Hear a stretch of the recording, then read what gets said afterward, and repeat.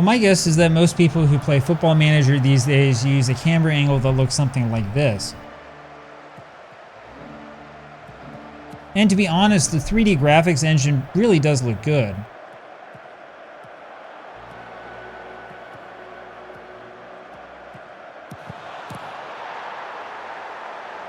It's really the one great thing about FM26, despite all the negatives associated with the game.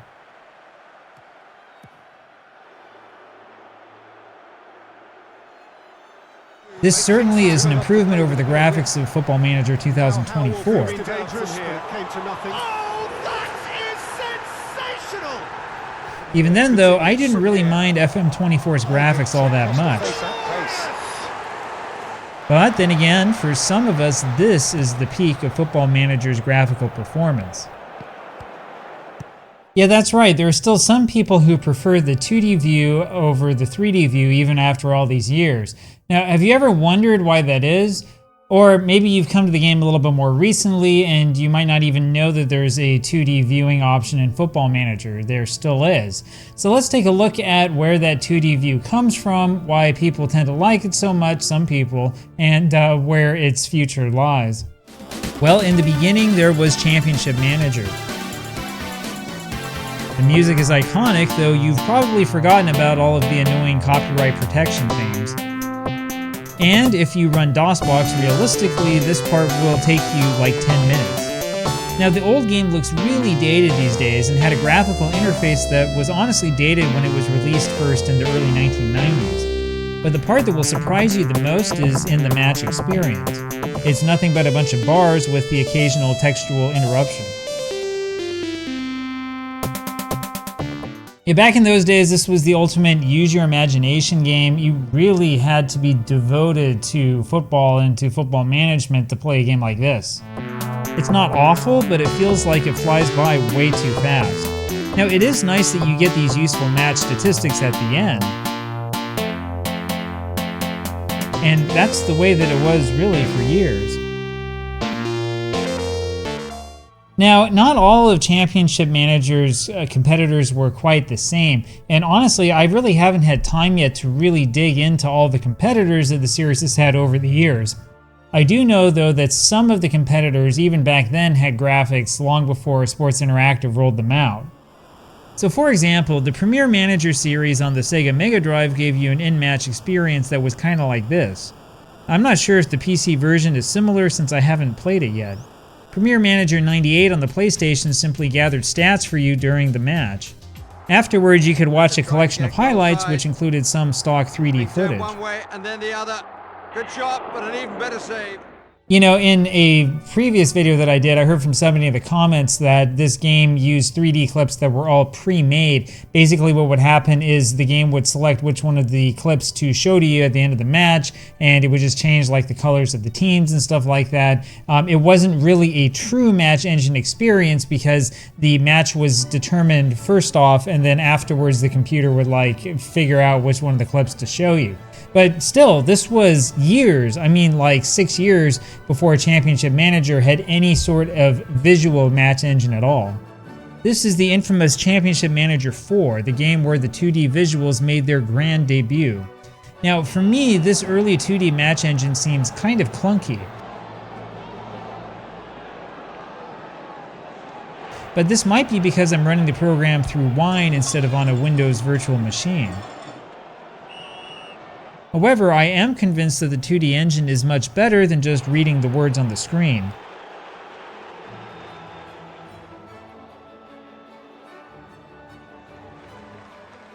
And I'm not the only one who feels this way. PC Zone magazine agreed that the 2D graphics were simply superb. Of course, Championship Manager 4 was famous for its notorious bugs and the long delay before it was released. The game still got great reviews at launch, though some apparently thought that the transfer market wasn't quite as fun.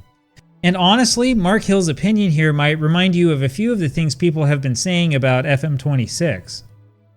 Now, Sports Interactive kept the code behind the game, including the 2D visual display, when it split with Eidos just 2 years later. And for many of us, including me, that early version of the 2D visualization of the match engine is what we fell in love with. Well, the other day I was feeling pretty upset about the state that FM26 was in. And so I went back and tried a classic again, Football Manager 2006, which is the first FM game I ever bought. Okay, so the story behind that's pretty interesting. So I was studying abroad in Nanjing, China back in 2006. It was in the fall.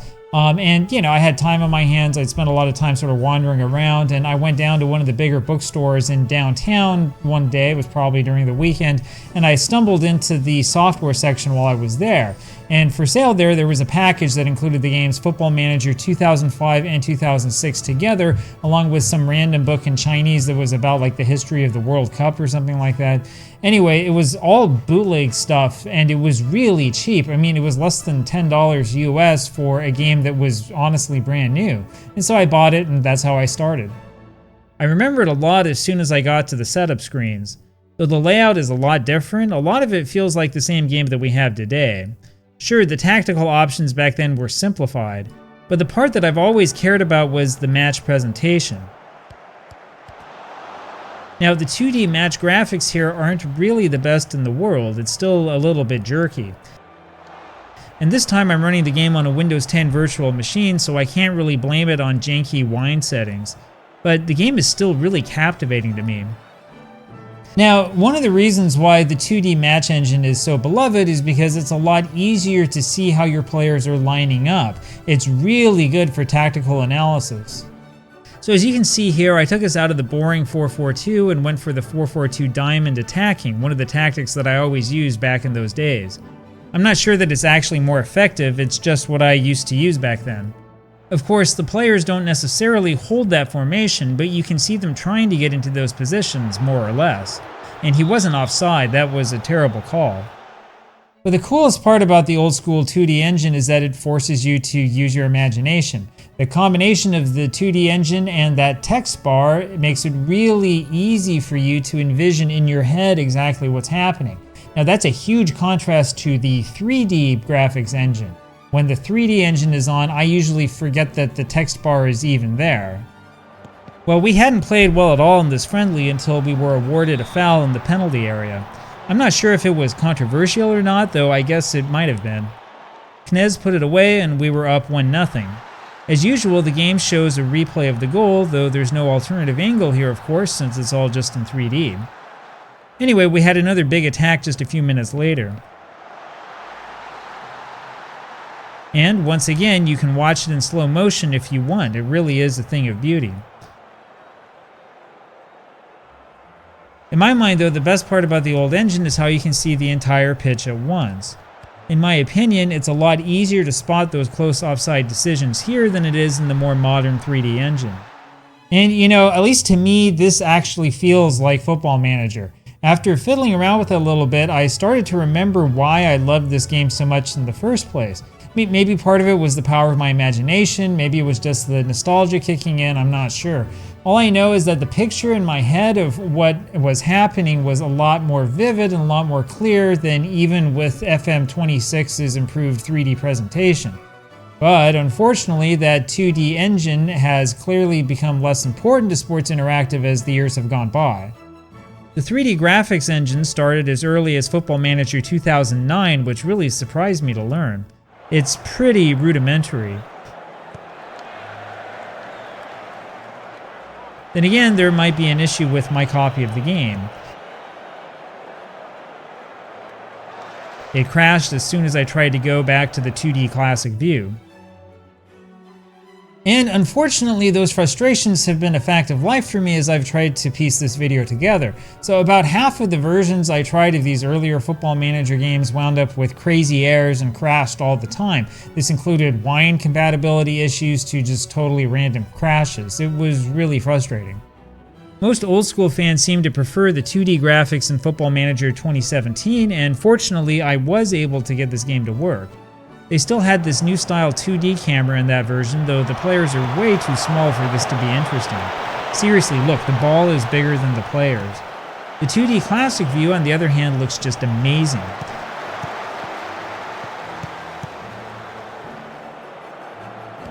In all honesty, I could see myself doing an entire save just using this camera view. I mean, it's brilliant.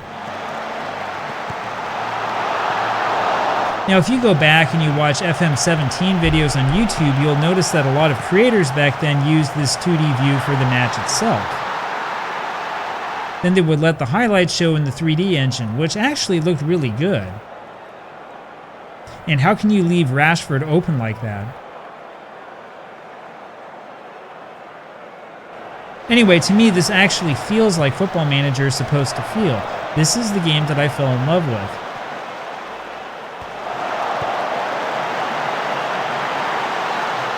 Again, the 3D view is fine, but the 2D view just feels right, to me at least. But you know, the sad part is that the days of the 2D view honestly are likely numbered. The FM26 version has got to be the worst 2D view in the history of Football Manager, and not a lot of people are talking about it. You probably know by now that the match in between highlights is displayed on this small 2D screen. I think it's a great addition, though I know a lot of people do think it's distracting. But the actual 2D mode just looks bad. The ball is as big as the players once again. You can't tell if the ball's been kicked in the air since there are no shadows anywhere. There's a ton of wasted visual space, and I can't seem to get the display to fit the screen right. The worst part of all, though, is that it just feels really slow to me. It's pretty clear that this mode didn't receive a lot of attention in the development process.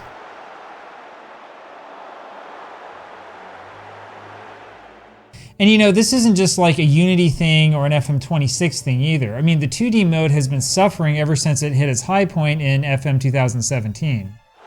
So for example, here are some highlights from an old FM24 match that I recorded in the 2D camera mode over a year ago. There's a shadow under the ball, which is nice. But again, it feels like the players are moving really slowly. To me, this FM17 experience feels completely different. And as you've probably already guessed, there actually were business reasons behind that decision to make the 2D camera model worse, and that's the part that infuriates me.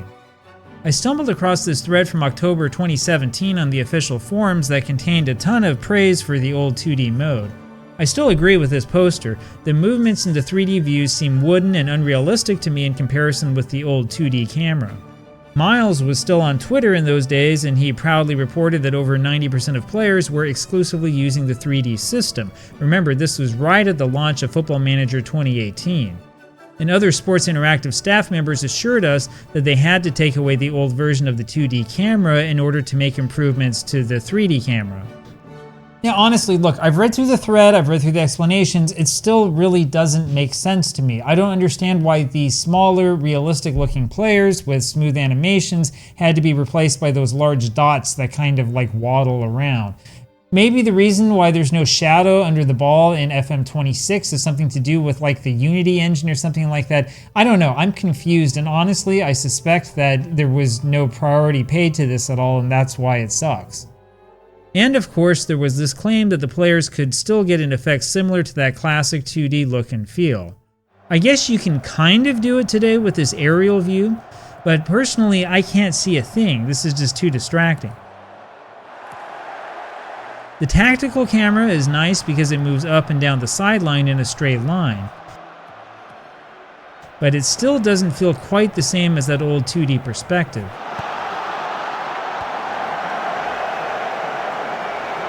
Now those of you who love sensible soccer can always try this vertical scrolling perspective.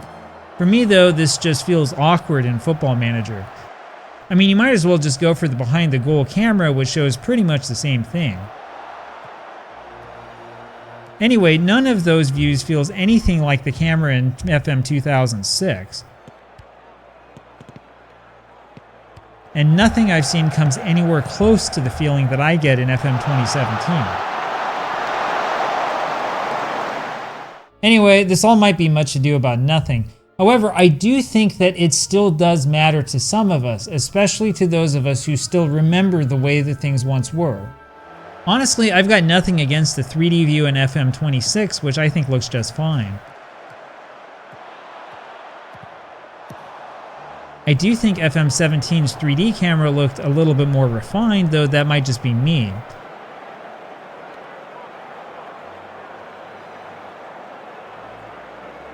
FM26 really dropped the ball with the 2D camera, though.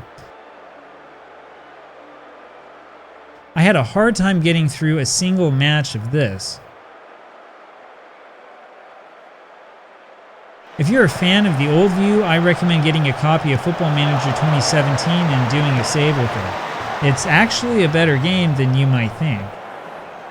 Well, especially after all the controversy we've had in the community lately, the simplicity of those earlier games really is refreshing.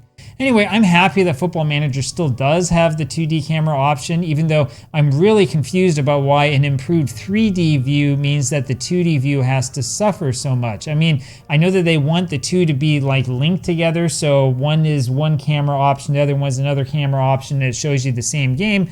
But seriously, why do it like that if using the CPU makes a better 2G model than the GPU, then just use the CPU and have it be something you have to choose before you go into the game. I mean, it doesn't seem that difficult to me. Anyway, let me know what you think about all of this in the comments down below.